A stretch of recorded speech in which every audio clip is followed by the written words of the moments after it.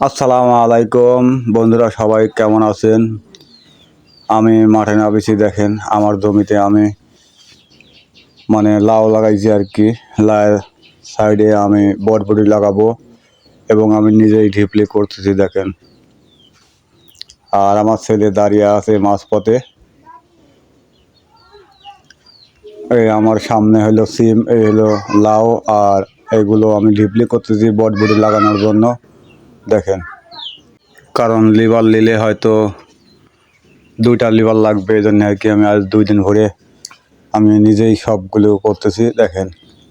আমি একটা কোদাল নিয়েছিলাম, আষাঢ়ি ভেঙে গেছে, পরে আবার একটা কোদাল নিয়েছি, এগুলো করতেছি দেখেন।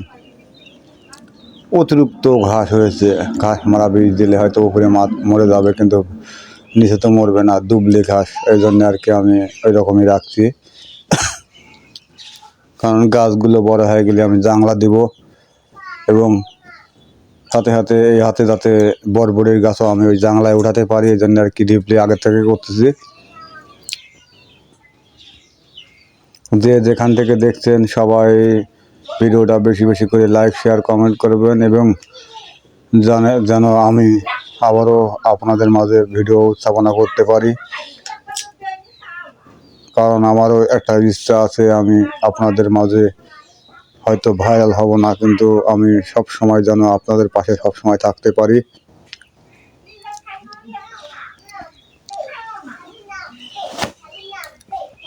কারণ আমি মাঠে থাকি, মাঠের ফাঁকে আবারও আমি রাজমিস্ত্রি কাজ করি। কারণ দুটা মিলে আমার সংসার চলে যাচ্ছে আল্লাহ দিলে অনেক অনেক সুন্দরভাবে। কারণ আমার পরিবারে আমি যে 6জন লোক আছি ভাই, কারণ কাজ না করলে হয়তো পেটে ভাত জুটবো না, এই জন্য আর কি নিজে নিজেই সব কিছু করতেছি দেখেন।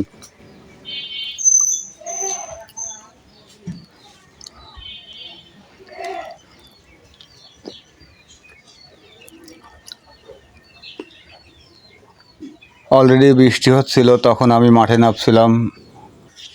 মাঠে নেমে আমি 1 মিনিট থেকে ঢিপলি করছি দেখেন। আর বিশেষ করে এই দেখেন আমার সিম গাছ, লাউ গাছ সব কিছুই অলরেডি হওয়ার দিক। আমি জাংলা এখনও দিই নাই, কিন্তু জাংলা দিব হয়তো 2-4-5 দিন পরে।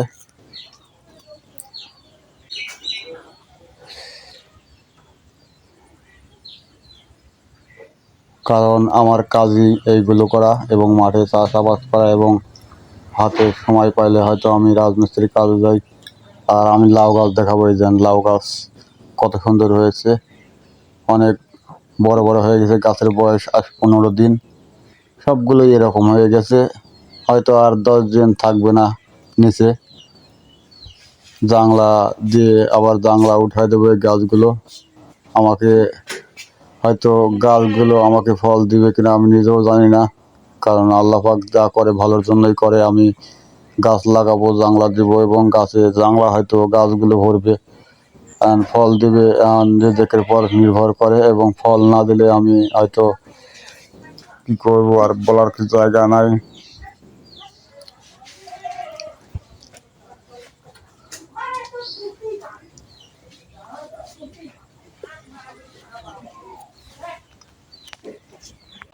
অনেকক্ষণ করার পরে এক লাইনে হয় নাই এখনো, কারণ কমসে কম 100টা বেড করা লাগবে।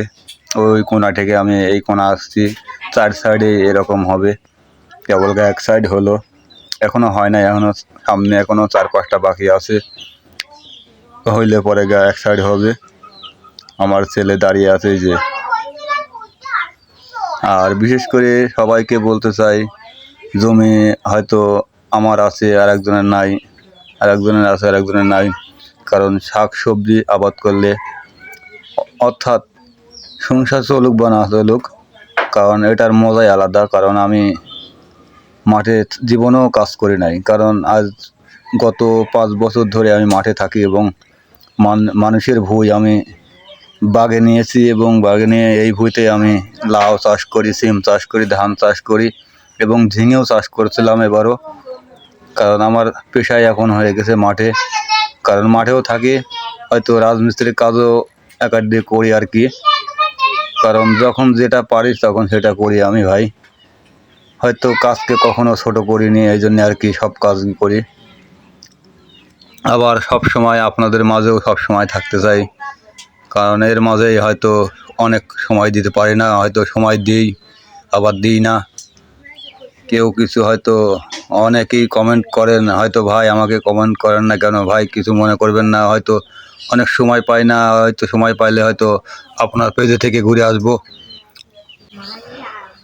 আমি বর্তমান এক লাইনে এখনও 4-5টা বাকি আছে ভাই, অনেক কথাই বললাম। কারণ জমিতে চাষ করা, শাকসবজি চাষ করা অনেকই মজা, কারণ অনেকেই বোঝে না হয়তো চাষ করে কি হয়, হ্যান ত্যান তো ভাই টাকার দিক না, কারণ শাকসবজি আবাদ করলে মনটা ভালো থাকে, হয়তো সপ্তাহে 2 দিন বাজার